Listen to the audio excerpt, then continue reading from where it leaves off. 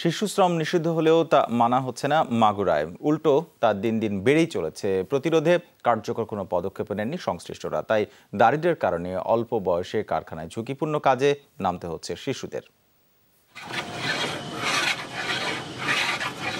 এ বয়সে হাতে বই খাতা নিয়ে স্কুল যাওয়ার কথা আশিকের, কিন্তু দুর্ভাগ্য তার অভাবের তাড়নায় তাকে নামতে হয়েছে কাজে।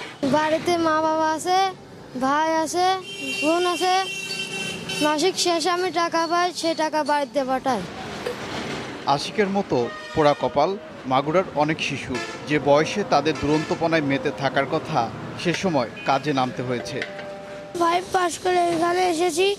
আমার পড়াশোনা করতে খুব ভালো লাগে, আমার আব্বা দিয়ে গেছে। আগে আমি দাখিল মাদ্রাসায় পড়তাম 2তে, এখন আমি পড়া বাদ দিয়ে গ্যারেজে আছি 1 মাস। আমি এই মাগুরা গ্যারেজে কাজ শিখতে আইছি, আর আব্বু কাজ শিখতে পাঠাইছে। অন্য গ্যারেজে কাজ করতাম, সেখানে 150 টাকা করে বেতন দিত, এবং সেই জায়গায় 1 বছর মতো কাজ করেছি এবং এই জায়গায় আইছি। এর কারণ হিসেবে বেশ কিছু বিষয় চিহ্নিত করেছেন শিক্ষকরা। বলছেন, দারিদ্র্যের চেয়েও কিছু বাবা মার আর্থিক লোভের কারণে অল্প বয়সে ঝুঁকিপূর্ণ কাজ করতে হচ্ছে শিশুদের।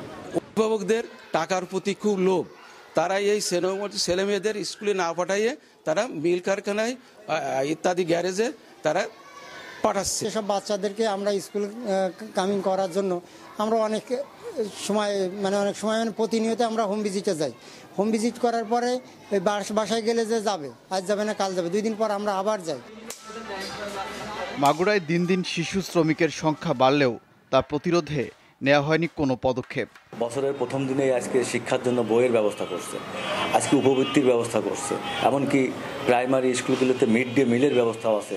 তারপরেও আমাদের অভিভাবকদের অসচেতনতার কারণেই দেখা যাচ্ছে শিশুরা এই ঝুঁকিপূর্ণ কাজে নিয়োজিত হচ্ছে।